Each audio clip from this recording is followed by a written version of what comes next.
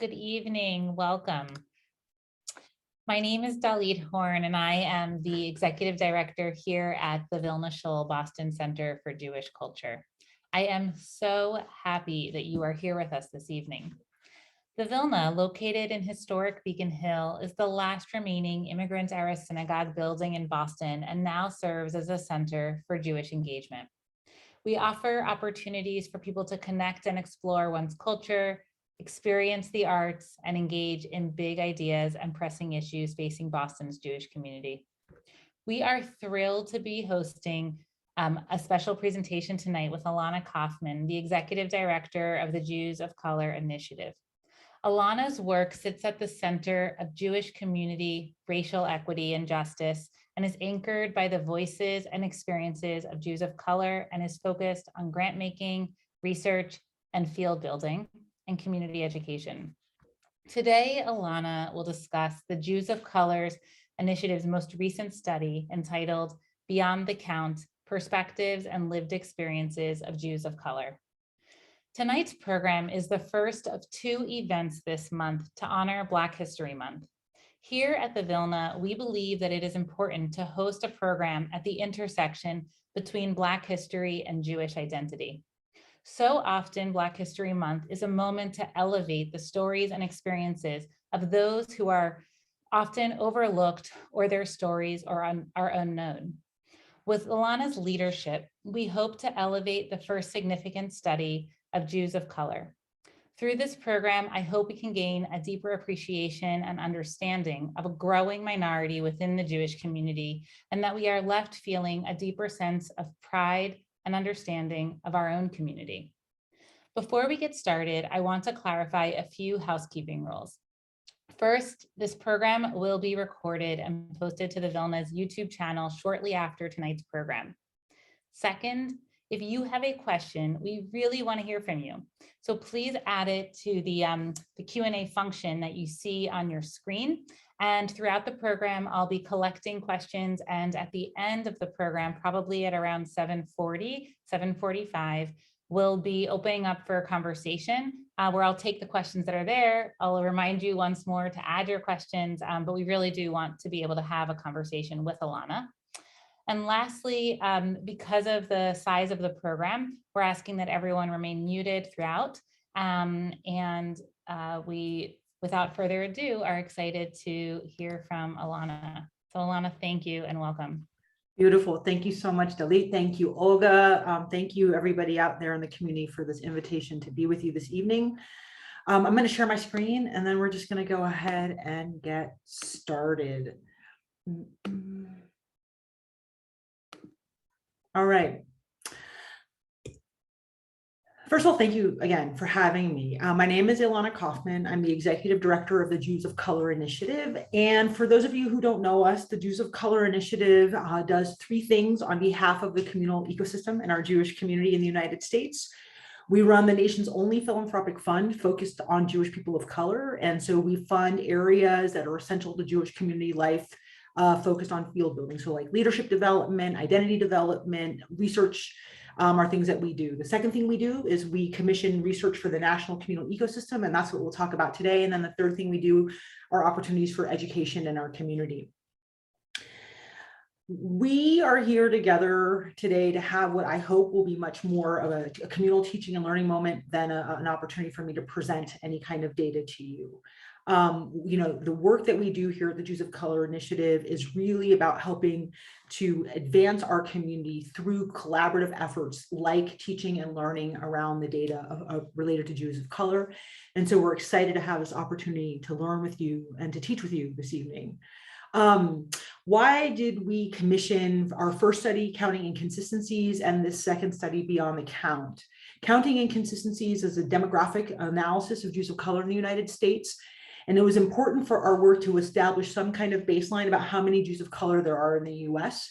And so that's why we commissioned Counting Inconsistencies. And then we commissioned Beyond the Count, which is going to be the bulk of our time together today, really to sort of put a much finer point on the perspective of, now that we have some idea of how many Jews of color there are in the US, and we'll look at a couple of slides of that on the way into our data today. The question is, what are the experiences of Jews of color? What are our perspectives? What are our beliefs?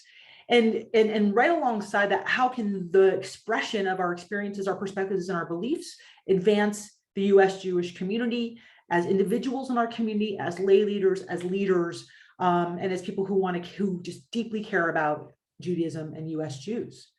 Some questions to offer you to help guide your thinking and your engagement today.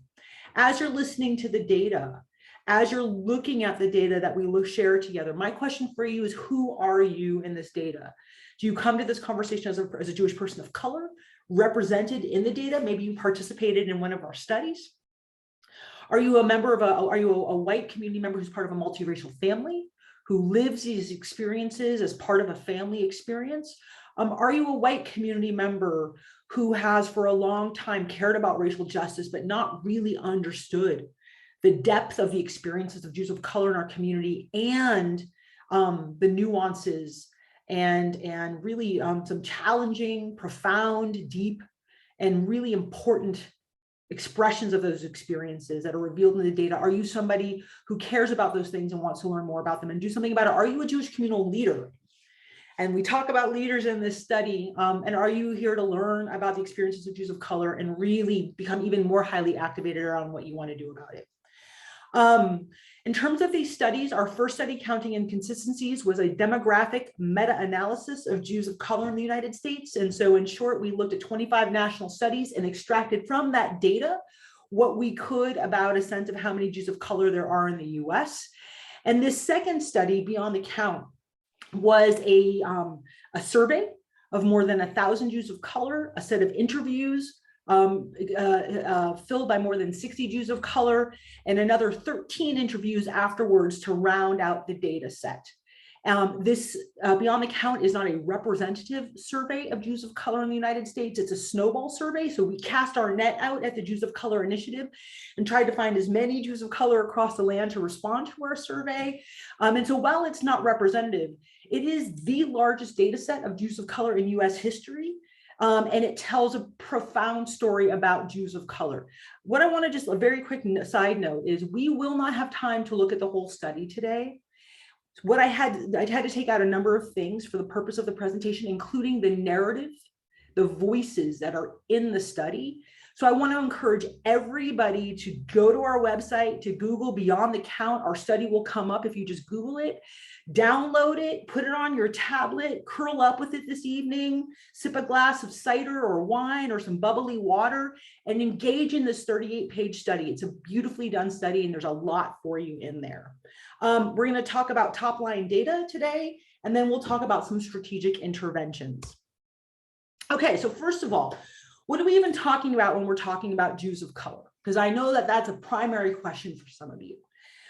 First of all, the Jews of Color Initiative does not define who Jews of color are in the United States. Rather, we have a conceptual framework that we work with as an organization dedicated to centering the experiences of Jews of color and to recognizing the impact of racism on Jews of color in the United States, and to help the whole Jewish communal ecosystem see and understand itself as multiracial. And in order to do that, we have to become more anti-racist. And so we have a whole perspective informed by the experiences of people of color in the United States. And we use those experiences to also align with categories that help define, in terms of the work that we're doing, who we're talking about. And so we're talking about Latinx, Latino, Latina community members, Black and African American, American Indian, Alaskan Native, Indigenous, Asian, Asian American, Native Hawaiian, Pacific Islander, and multiracial. At a minimum, those are the groups of people who are included and self-identify as Jewish people of color, at least for the purpose of the work we do here in the Jewish community. I know some of you are asking, what about Sephardim? What about Mizrahim? When we work in the community, first of all, we don't purport to speak on behalf of anybody, particularly our communities that I'm not part of, we're not part of. And so we work with our Middle Eastern, North African, Sephardi, Mizrahi community and ask them, how many of you, who of you self-identify as Jews of color, those of you who don't? And what we generally understand, and this is not like a rule, but in relationship with our colleagues in our community who are part of our community and some are not part of the JoCI community, some Sephardim, for the most part, don't identify as Jews of color in the United States. And so we understand that, and we have some comfort with kind of the loose boundaries around that. We know that many Mizrahim do self-identify as Jews of color in the United States, and we got some recent data that one of our partner organizations that has a very large Mizrahi population, 93% of their participants in their organization self-identify as Jews of color who are Mizrahi, so that's a really interesting data point. And so we have comfort with saying some Sephardim and Mizrahi self-identify as part of Jewish people of color and some don't. And it's all about how folks self-identify based on an experience of being racialized in the United States. We also know that whiteness is complicated in the Jewish community. And while we have a perspective that white Jews do exist, those Jews of European background, who in the modern contemporary context enjoy all of the privileges and benefits that come with whiteness, both institutional and individual. We also recognize for US Jews who are white, who are of European background, the privileges that come with that whiteness are conditional, right? They're conditional upon, for example, the perspectives and behaviors and actions of white supremacists and white nationalists.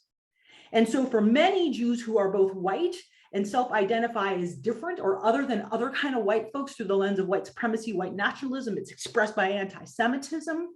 We know that the privileges that come with that whiteness are conditional. And there's a complicated identity with that. But at the same time, the concept of whiteness exists, is real in a US setting, and we understand that for the work that we do. Okay, so let's get into some data. First, let me puff out the context for you a little bit. If you look at the data from the Jews of Color Initiative, if you look at the data from Pew, if you look at the data from other sources, we know that somewhere in this swirl of 7 million Jews in the United States, about 1 million of us are people of color, both sort of racially, categorically identified and self-identified. That's 1 in 7 US Jews, 8% in the elder ranges self-identify as Jews of color, and then the very young people, as many as 20%. What we know about that number is every single day, that number gets bigger. And the theme, it's called cohort replacement, but every day, the next kind of group of Jewish babies that are born in the United States, that group are more racially diverse and racially hued than the group before. So every day in the United States, the number of Jews of color is increasing, and that's very important for how we think about the US Jewish community. 1 in 5 US Jewish families self-identifies as multiracial. So that means even if there are white folks in the family, there are also people of color, and the way the family sees themselves, right, is a multiracial family. So even if the white family members in your Jewish community out there scanning, they're scanning for safety for their partner of color or their children of color, exactly for the reasons that we're going to talk about in a minute when we look at the rest of the data. 80% of Jews of color in the US Jewish community experience racism and white supremacy, discrimination in US organizations, US Jewish organizations in specific. 13% is the number of Jews of color who believe white US Jewish leaders are responding adequately to the racism and the white supremacy inside the Jewish community. It's a very small number. And then when you think about communal leadership, a fraction of a single percent of senior level Jewish communal leaders are Jewish people of color. All right, let's look at the data. So in Beyond the Count, we had 1,118 respondents, and we heard from community members from all states but 3. And so again, while our study was not representative, if anybody says, like, I wonder where Jews of color are, let's look at our map together, shall we? You can see that there's overrepresentation on the coasts, which is of no surprise. And what's beautiful and so interesting is we had community members respond from Alaska, from Hawaii, from Puerto Rico, from Iowa, from Virginia, from Montana. And so there are Jews of color everywhere. And the way to think about it is if the Little Jews of Color Initiative and our little study could find 1,118 Jews of color, what could a national, huge scale effort do in terms of really connecting with and doing a proper demographic study around all the Jews of color in the United States? And so this was a very exciting set of responses. What do we know about some of the respondents in the study? Well, more than half of the respondents are in their 20s and 30s. Because we work in the communal ecosystem, that may or may not tell us something about who is in our communal ecosystem and what the reach is of the Jews of Color Initiative. We also know that a majority of our respondents self-identify as women, 67%. What's beautiful in here is 9% of our respondents self-identify as non-binary, two-spirit, third gender, or of another gender or gender identity. And so we were very excited by the diversity of voices that chose to participate in and respond to our survey. 14% of our respondents self-identify as having a disability. And this data point that's coming up next is really profound, given the stereotypes in general about people of color and intelligence and academic aptitude. 80% of our respondents completed college. And so that is a powerful and disproportionate number in all regards. 49% completed all or some of a postgraduate or professional degree. And I think what's so interesting is the N on that is 1,118. Every single one of our respondents responded to that question, which I think tells you something about the potency of that question. I imagine you were wondering about race, right? And who comprised our 1,118 respondents? Well, let's take a look. 21%, 235 respondents self-identify as Black or African-American. 11% is Latino or Latinx, Latine. 10% is Asian, Asian American. 7%, 80 as Middle Eastern or North African. We had 1%, 12 respondents self-identify as white as part of their identity. Another 1%, 6 respondents as First Nation, Indigenous, Native American. And then I don't want to pass over our Native and Hawaiian, Pacific Islander colleagues. 2 people responded. But what's also so interesting is just like the rest of the United States in terms of trends and patterns and what we know is happening, 400 of our respondents self-identify as having 2 races or more, and another 98 as 3 races or more. And so this idea, 45% of the respondents self-identify as multiracial in some way or another. Let's talk about ethnicity, because we know ethnicity is distinct from race. About 1/3 of our respondents, 42%, 449 self-identify as Jewish people of color who are Ashkenazi in their ethnic relationship, ethnic orientation, ethnic connection to their Jewish identity. 107 self-identify as Sephardi. Another 42 Mizrahi, 8 Beta Israel, 169 as 2 or more. So again, when we're thinking about who's in our schools of the future, who's in our schools of the past, who should we be planning for? We should be planning for multiracial people who are multi-ethnic and very well educated. And then let's learn some more. Another thing that's just so interesting on this slide, this is about how Jewish people of color view Judaism, view what being Jewish means to you. 85% of culture, 82% of people, 73% of religion, and 48% an ethnicity. Let's talk more about background, shall we? So I do think there is, and I think many Jews of color will speak to this, and I think many white folks will speak to having this assumption born into part of how we think about the Jewish community, but it is often said to Jewish people of color, like, when did you convert? And it is often baked in that there's an assumption that we were not Jewish by birth in some way. Well, what the data tells us is 22% of Jews of color in this survey set have 2 Jewish parents.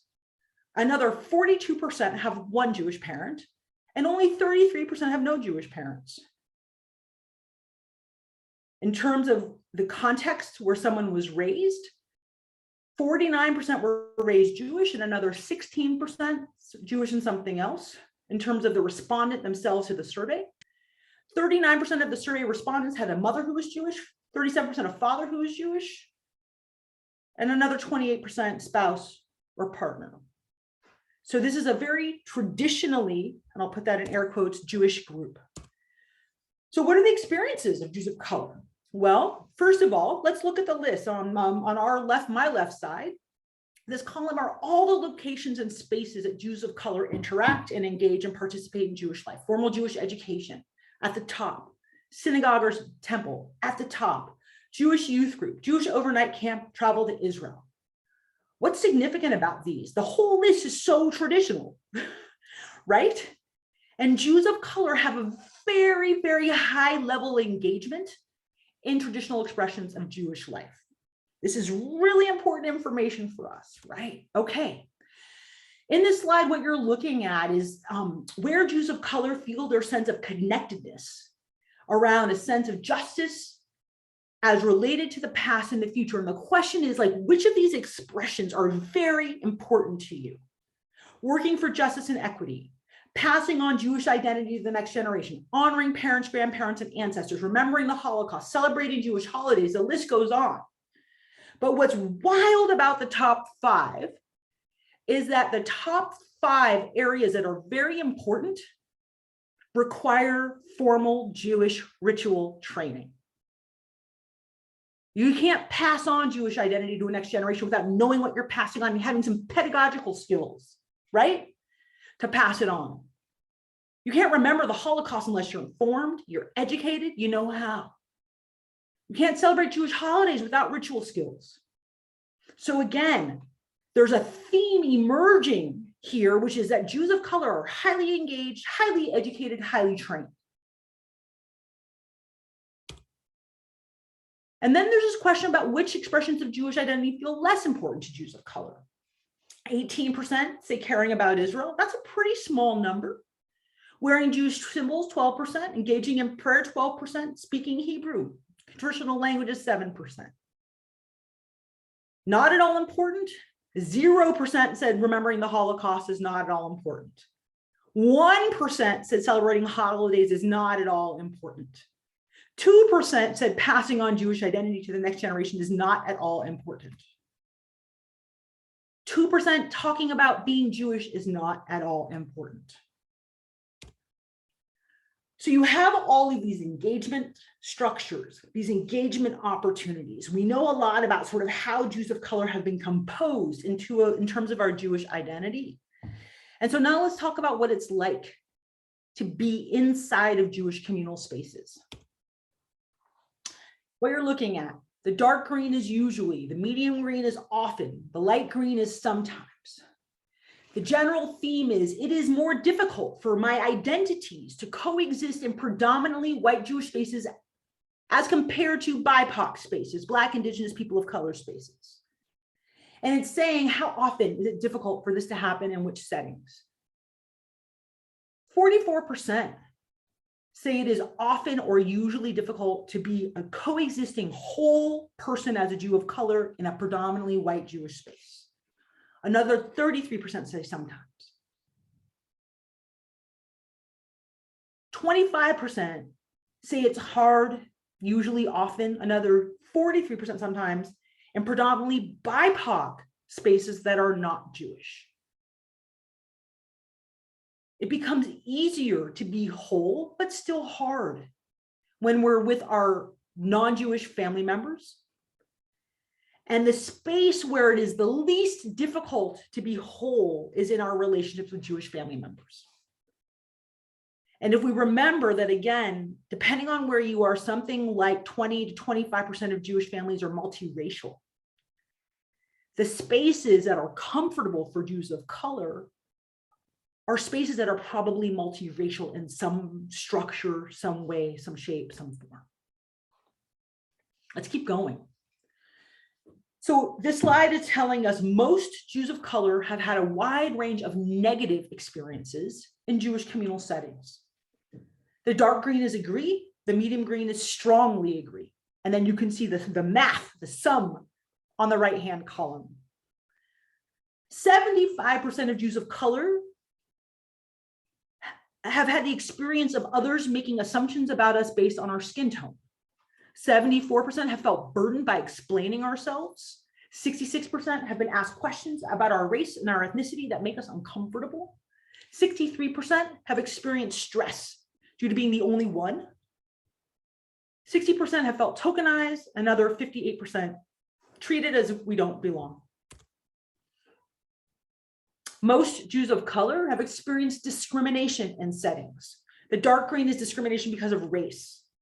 The medium green is discrimination because of how we are Jewish, and the light green is discrimination because of something else. 54% of Jews of color have experienced race-based discrimination, racism, in Jewish spiritual settings, congregations, synagogues. 37% in Jewish organizations. Another 30% in day schools. 24% in other Jewish settings. So the overall experience of Jews of color is that we experience discrimination in our traditional communal settings at a very high rate. What you're looking at in this slide, the theme is Jewish leaders are inadequately addressing racism and white supremacy within the American Jewish community. And then we're going to get into sub categories. 41% of Jews of color believe Jewish leaders are doing an inadequate job, specifically meeting needs of Jewish people of color and participants of Jewish people of color. 41% believe leaders are doing an inadequate job for community members of color.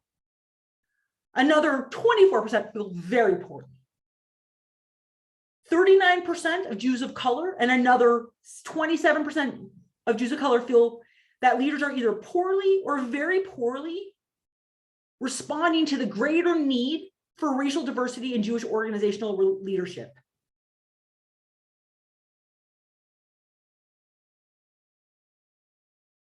%35% of Jews of color believe leaders are poorly, and another 25% very poorly responding to racism and white supremacy within the American Jewish community. 60% of Jews of color, plus another 19% say fairly. So we're at 79% of Jews of color in general feel like communal leaders are doing an inadequate job of responding to racism and white supremacy. And what's wild is the number improves. It gets better when we're evaluating racism and how leaders are dealing with racism outside the Jewish community. So Jews of color believe and experience our leadership doing a better job dealing with racism outside of the Jewish community than inside the Jewish community.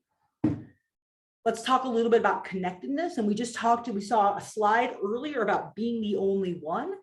And we saw a slide before that about where Jews of color feel most whole and where we don't have to be disaggregated as people of color and as Jews. On this slide, what you're seeing is at the top, Jews of color feel most connected. At the bottom, Jews of color feel least connected, right? And the circles on top of each other, they represent the greatest level of connection. So the respondent said, I feel most connected when I'm with my family, when I'm with my partner or my spouse. I'll give that a 7. Not like on top of each other, perfect alignment, but feeling really closely connected. Inside of our community, Jews of color feel next most connected with other Jews of color. Not as connected with we're with family. And again, those families are multiracial, so there's white people in there. But with Jews of color, and then a little bit less connected when we're with our Jews of color organizations. We start to separate that feeling of connection when we're just among Jews of any race. There's a similar level of disconnection when we are with members of our own racial ethnic community who are likely not Jewish, right? Because they're not Jews of color, which are up there with the number 5. We really feel separate when we're with just among white Jews. And the greatest level of disconnection we feel is in predominantly white Jewish organizations. So if you look at that data point, and if you look at the experiences of Jews of color in predominantly white organizations, there is a real strong nudging here and an invitation here for us to make a much more concerted effort to transform our organizations. We're not doing a good enough job if this is the data. And so let's just talk a little bit about intervention, and then I'm going to hand this back over to Dalit. So at a minimum, what can we do? What should we be doing all of the time? First, we as individuals need to be dialed into racism, anti-racism, white supremacy, bias, discrimination at the individual level, me with other humans interacting in ways that are not okay, conscious and subconscious, me and myself, and having a strong sense of who I am as a person of color and not being internally oppressed. We need to be conscious of institutional racism, the kind that we perpetuate with policies and practices, and sometimes confusing tradition with the way it should be, even if the way it should be is not how it should be. And then systemic level change, right? Like all of our organizations need to change. All of our institutions need to change. And how do we lubricate the systems so that the individuals, the humans, the people, the individuals, the institutions, and the systems are restructuring themselves in a spirit of anti-racist? We need to support Jewish leaders of color. There are not enough. Look around. There need to be foundation heads of color. There need to be CEOs of color. There need to be a lot more executive directors of color. And if you looked at that data slide in the beginning with 0.01% of leadership being of color, you think about it. In 2016, there were like 4 or 5 JoCI, Jews of Color led and focused organizations in the United States. Now there are something like 25. And people might be like, oh my goodness, that's so many. But the context is there are several thousand led by white colleagues out there. And so we are just at the beginning. We're not at the middle, and we're certainly not at the end. We need to support organizations and initiatives led by and serving Jews of color. There's just not enough out there. There's no way there's enough diversity of leadership out there. There's no way there's enough diversity of programs out there.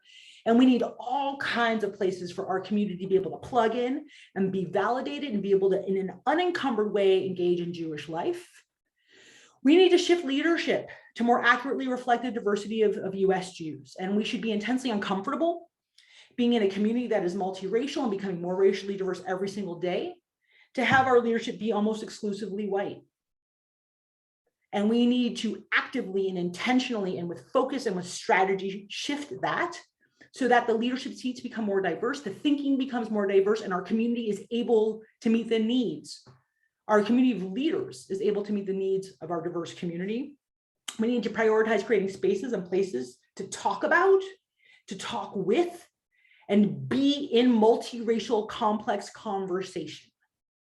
Not where like white folks are inviting diverse perspectives into a conversation, but where the playing field is level and everybody is empowered and we're doing real work together that's going to create change.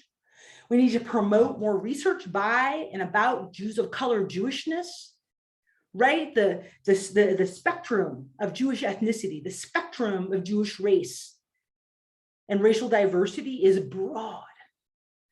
And so much of what we do is kind of channeled through a historical narrative versus a contemporary data-informed reality of who the Jewish people are. And so we need to create more opportunities for more research so we learn more things together about each other.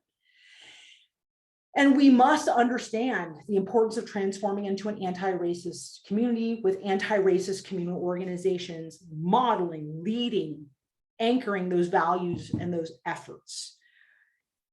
Our community is becoming more racially diverse every day. So this is not like a theoretical exercise.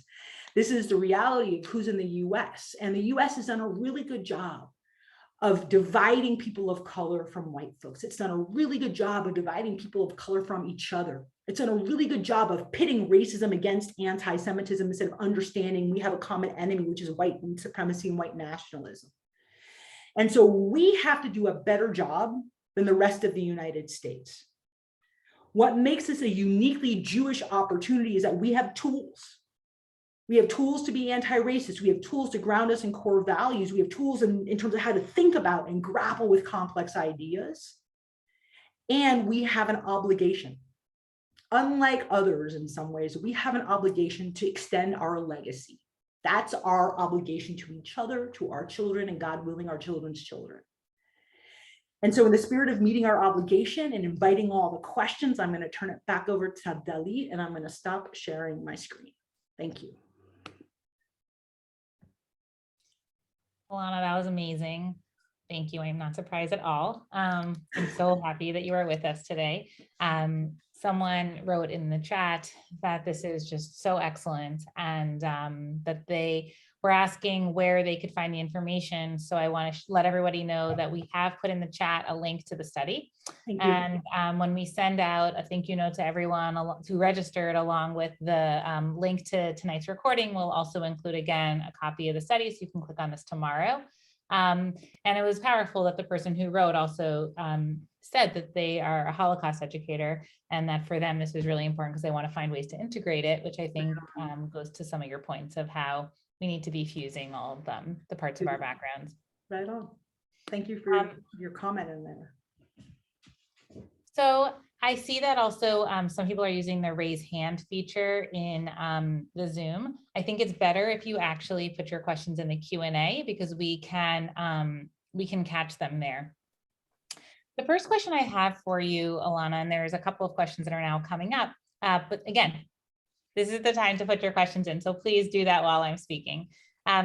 I wanted to know, when you were putting this together, I'm sure you've looked at a lot of the data that's out there for the broader Jewish community here in North America or in the United States, how some of the questions that you ask and the information that you're gathering compares, what's the difference in the lived experience between Jews of color and others here in the United States?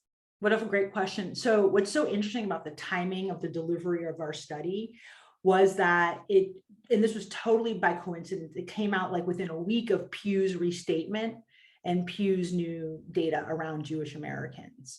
And what's lovely is we have colleagues over at Pew who've helped us do our work. We help inform. And if you looked at Pew's new data, like it talks about Jews of color in a different way. And like, that's really powerful. And so we didn't do this on purpose, but I will say, like, in creating a study like this, I knew people would be curious about themes like Israel, for example. I knew people would be curious about, like, how did you become Jewish? And so the researchers, first of all, centered Jews of color and how the question sets were developed. But Jews of color want to talk about Israel too, right? We want to talk about all these things too. And so it was about not editing what would be in the survey, but inviting what was important to Jews of color. And they happen to mirror what's important to many other Jews. And I will just end with a little treat for those of you who are curious about the Israel Pew comparing of the data point, because I've been around this block a lot of times since August. If you look at Pew, they're not the same perfect question, my colleagues and friends out there. But if you were trying to compare like an apple to a crab apple, maybe, and it might even be a stretch, the number of Jews of color who find Israel less important is lower than the white respondents to the Pew survey. And again, it's not a representative survey, but there's no correlation between Jews of color being people of color and being less affectionate for Israel. Mm-hmm. The related question is, when you're trying to separate out the data, I saw one of the pieces that jumped out to me was, I believe that you said, when you think about the generational differences of those who completed it, both how many people completed it, I think it was over 52% were in their 20s and 30s. But what are some of the differences in the lived experiences, the reactions, when you tease out within the Jews of color, those who are in their 20s and 30s versus what I'm assuming are older generations, not anyone that you surveyed? Yeah, what an interesting question. And I've actually had an opportunity to bump into some of our respondents on different webinars and things. And so I've been able to actually check in real life. For the older respondents, more older respondents are monoracial, of one racial background, than the younger respondents. And I want to qualify that because most people of color, particularly those of us who are Black and African American in the US, are multiracial in some way. Like if you trace our lineage back and we were part of being enslaved, there's probably some racial diversity in that family line. Yeah. But the older the respondents were, the more monoracial they responded. The more traditional was their gender expression. They were, there was not really any difference. Well, that's not really true. When you came to there was a slight difference in terms of affection for Israel. Yeah. And the younger the data skewed, it was, I mean, certainly there was a little bit less affection for Israel. There was a more desire to speak and be open about being critical of Israel. There was more comfort with the younger respondents in being comfortable about being critical about Israel. Yeah, so those were some of the very sort of juicy ones in there. It's a great question. So one of the questions, I'm going to ask a couple of questions from the audience because they're a little bit related. So I see you reaching, maybe you're going for the pen or for the water. I can't tell. I'm like, this is, I can't tell. I dog in when I process questions. So yeah, I can't tell like what's below this part of the screen. There's Post-its. I'm keeping track of everything you all are saying. Totally. So one of the questions is, what assumptions have you made about those who've chosen to respond to the survey? You know, you've said a few times it's not representative. So what does it mean to have a snowball survey, I think? And then another question that someone asked is, for what of those of us who also identify as Jewish as a racial identity? I think people were trying to dig into what that means. I'm sure that that connects also to that slide you had where, you know, is Judaism a culture, people, et cetera. Okay. So the first one is easier, so I'll take a bite at that one. So it was, I'll be very honest with you, when we started just the construction of the survey itself, I think it became clear that I brought to the work a bias. The work we do with the initiative, some of it is very academic in nature. And there was a question about, like, had I brought a bit of an academic bias to the approach? With an unbelievable group of researchers, they revealed we might have had baked in a class bias that we had to unpack as part of the work. And thank God we had interviews and people reacting to our work all of the time. And you can see a bias in there of being formally educated and disproportionately Ashkenazi. And, you know, there are social historical reasons for both. But our snowball sample rolled into people who were already, you had somehow, if you heard from us, you're connected to the communal ecosystem, even if you don't think you are. And that the communal ecosystem is disproportionately formally educated. And I think that was absolutely revealed in our data. And we got some criticism around the class stuff. And I was like, right on. We also got some criticism for not asking about religious denomination. But as a point of view, they're a construct, and the categories were too rigid to capture the diversity of the respondents. Great. And then the question about, you know, identifying as Jewish as a racial identity. Yeah, so I'm going to come to that answer from a historical and a social science perspective, and I'm not going to come from an emotional perspective, and I'm not going to come from a perspective of, in the context of the United States, about centering very legitimate fear of anti-Semitism that white Jews have. I can't center that at the cost of centering the experiences of people of color. And so in a US context, my mother's parents came through Canada from Poland and Romania. And when my grandparents came to the US, they were not categorized as white. Over the decades, many people who share that experience also share the experience of the US government inviting Jews of European background to self-select and self-identify as white over the arc of a historical experience facilitated by the US government. The GI Bill is an example of that. The opportunity to take out home loans to live in fine neighborhoods is an example of that. Housing bills that were at one time anti-Semitic, but then stopped being anti-Semitic because it was not a good look for the US, particularly during the Holocaust, and then put people of color in that category, Black, Brown, Asian people in those categories. There were moments in US history where Jews of European background were invited to step into whiteness through vehicles of social mobility. And some of that stepping into was passive. Some of it was actually in response to anti-Semitism and the importance of assimilating for safety. And some of it was, there is a lot of benefit to being perceived and passing as white in the United States. You get a lot for it. And what you don't get is incarcerated. What you don't get is dying on the labor and delivery table as a Black woman as compared to the death rates of white women having babies in the United States. What you don't get is shot and murdered while you're running through a neighborhood trying to go on a job. And so the reality of experiences of people of color who live in a racialized identity in a community and in a country that hunts people of color, it's not the same as being hunted because of anti-Semitism. I'm not comparing, and they are not competing. And we are expected to compete instead of rolling up and fighting the common enemy, which are the white nationalists and the white supremacists. And so I think whiteness is complicated for Jews of European background.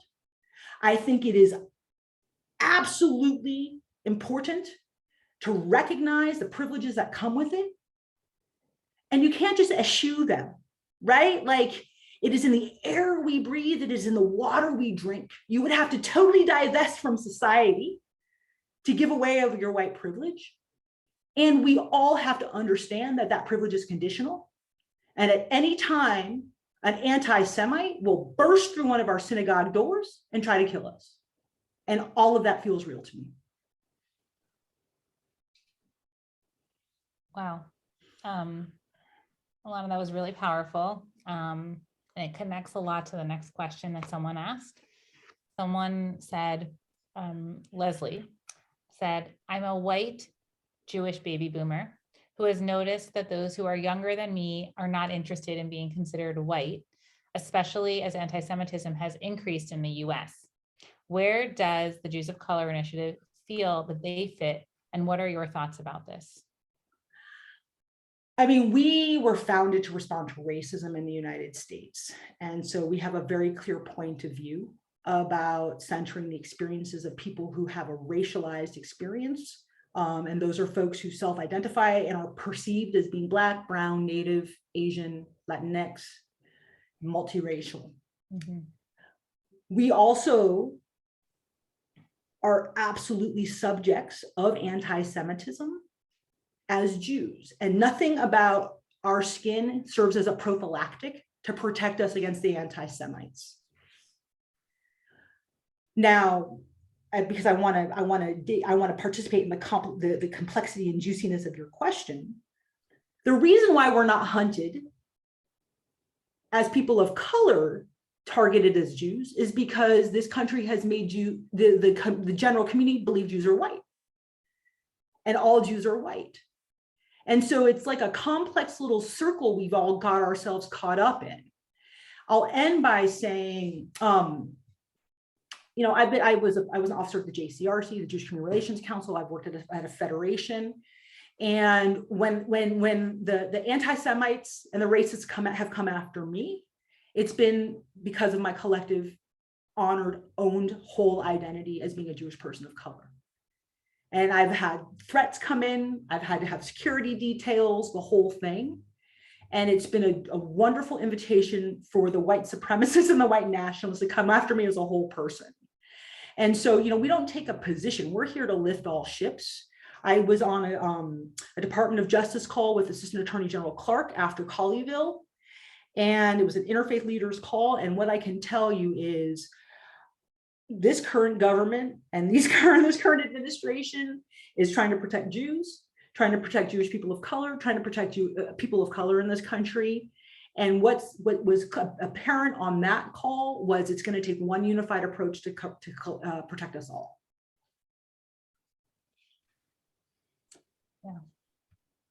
Yeah. You might know Cindy Rowe, who also wrote a question here, so you can wave to the internet here. But she says, thank you for your support of JALSA, which is the Jewish, what does JALSA stand for again? Do you remember? I have it listed somewhere. I'll get to it in one moment. But JALSA is Jews of Color Initiative, which is focused on involving Jews of color in social justice issues through a Jewish lens.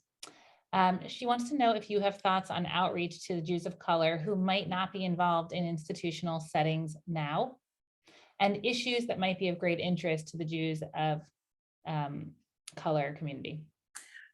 Thank you, and it's great to see you, and thank you for the question. So here's the thing, right? If you look at just general Jewish community engagement data, on a good day, like on a strong day, maybe 30% of the Jewish community is engaged in traditional communal life. So we first of all need to make an assumption that there are amazing Jews of color, amazing white Jews, amazing Jews in between that are out there in our community who want to be engaged in Jewish life. And in general, there's obstacles or headwinds to communal engagement. For Jews of color, for our families, for our white community members who want to be in diverse environments, because that's the other thing, friends and colleagues. Part of this, the rub around the racism in the community is it also keeps away white folks who want to be in diverse environments, right? I had a colleague once say to me, they were new into the Jewish community ecosystem. They had come out of the nonprofit secular environment, and they said, I just didn't know there would be so many white people here. And so the rest of the world is not like this. The rest of the United States is not like this.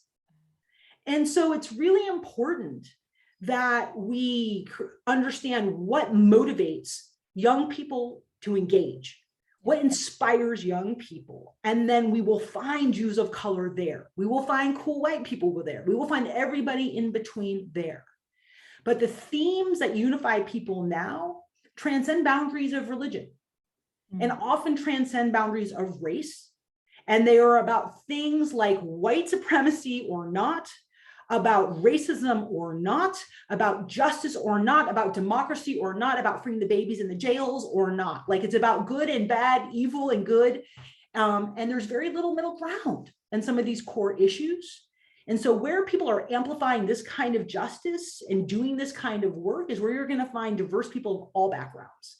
And we've seen that in our own work. We've seen that in our own partnerships, and we've seen that in our own community building. Great.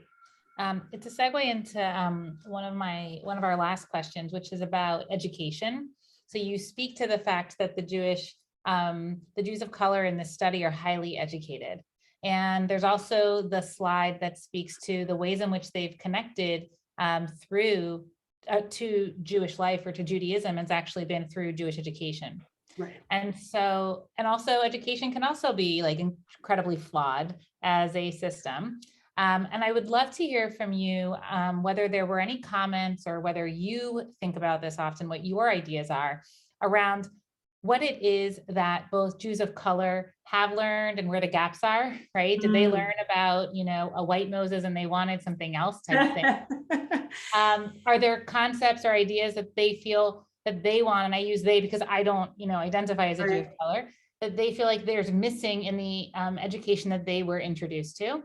And then the flip on the question is really, if we know that we're still in a world where so many people in the Jewish community are not fully integrated, what about the people on this call who don't identify as a Jew of color? What do you think are the gaps in their knowledge too? Because what we're talking about here is like, what are the gaps and how do we bridge them? Right. But what do people need and how do we meet them where they are? So what's so interesting, and like, I know we've all kind of just met, but since we all know each other now, like, I'm going to push on your frame a little bit. Yeah, right? please. So, and at the founding event that created the Jews of Color at the time Field Building Initiative, there was this day where there were funders and there were Jews of color, and we were teaching mini classes to each other. And Rabbi Shea Rishon, who's very well educated, he's a African-American Orthodox rabbi, was teaching some lesson. And one of the funders, a white funder, said, like, why do you all know so much? Like hardcore Jewish text, hardcore Jewish content. And it's because we are always questioned about how we became Jewish. We are constantly questioned about why our Hebrew is so good, why we know so much. How did you know how to do the structure of a Devar Torah?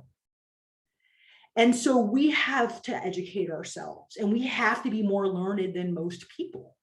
Because the other thing is, if you look at Pew, like what makes for Jewish, like for what some white Jews, and I'll say it in a little bit of a, like, can get away with Jewish just being like Jewish comedy. Like, that's what Jewish is to me. Or if you have a Jewish mother or born into a context that's halakhically Jewish, you get to just do Jewish and you don't have to know anything. And so one of the responses is to become highly learned. But I'll end with this. For me, Rabbi Shmuley at Uri Litzedek once invited me to talk with his community, and he asked me, what week do you want to come? What parsha do you want to talk about? And I said, oh, just assign me to any week, I'm good. And he's like, well, don't you want to talk about justice? And I was like, Rabbi Shmuley, every parsha has a discussion about justice in there, just give me one. For me, I have been able to come into deeper relationship with Judaism, Jewish text, Jewish justice, framing our work and our ideas by becoming more learned. And so having a pathway to text and Torah has given me a level of freedom and a level of capacity that I didn't have. And I wish for every Jewish person, particularly Jews of color, that we have unencumbered pathways to Jewish text and Torah. Thank you. It's I know that we do these programs right now virtually, but and I said this recently on another program that we held about the Christian Front here in Boston during the 1940s. But there are so few opportunities generally, and there are so few opportunities in particular now when so many of us are still not gathering in large groups and not going outside of whatever the pod is for them at this moment, to really hear from people who come from different places and to really think about how we want the world to be different, both for us and for the communities that we're a part of. I just want to thank you for sharing, and for so many of us for providing us with an education that is illuminating. And I think for a lot of us, we're going to sit with what you've shared. We're going to take the study, we're going to read it, we're going to share it with the people around us. There were a lot of comments in the chat, and I don't think all of them go to everybody. Some of them just go to the administrators, really saying that this was outstanding and that this was really informative and that it provided people with something that they didn't actually already have in front of them. So thank you for coming, and thank you for being with us. It feels really poignant to do this month. I want to just make a couple of quick announcements as we wrap up this evening. I first want to invite people to join us on Monday, February 28th for our first author talk of the new year with Ted Reinstein, who's going to be introducing his recently published book, Before Brooklyn, The Unsung Heroes Who Helped Break Baseball's Color Barrier. We are also excited to launch a new series for young professionals entitled Museum Nights on Beacon Hill. The Vilna is on Beacon Hill for those of you in Boston, for those of you coming in from all over the country. This is the first session that will be next Thursday, February 24th, and we're going to be gathering on our patio plaza in Beacon Hill for some food and drink, and then we're going to be heading over to a local museum for a private tour. For those of you who are either a young professional or the parent or a friend of a young professional in the Boston area, we really encourage you to come. This is going to be a small program on purpose and by design, and there's still a few spots that are open. Until we meet again, actually, I want to say one more thing, sorry, is that we also want to share a special opportunity from JALSA, the Jewish Alliance for Law and Social Action. They are devoted to promoting civil rights, protecting civil liberties, and achieving social, economic, and environmental and racial justice. And they partnered with impacted communities through multi-faith, multi-ethnic, and multiracial coalitions to build more equitable and just communities through advocacy, community organizing, and educational programs. And in the chat, we have shared a link to learn more about them and how to get involved. And they also are doing some work in partnership with the Jews of Color Initiative nationally. So they were really excited to hear that we were running this program here in Boston, and wanted to encourage those who were on the call to consider getting involved. And with that, until we meet again, I want to thank you all for joining us, to wish you a great evening. And Ilana, just to say thank you once more for coming and being with us tonight. Thank you, Dalit. Thank you, Olga. And thank you to everybody out there who showed up. I just really appreciate the opportunity to teach and learn with you. Great. Take care. Good night.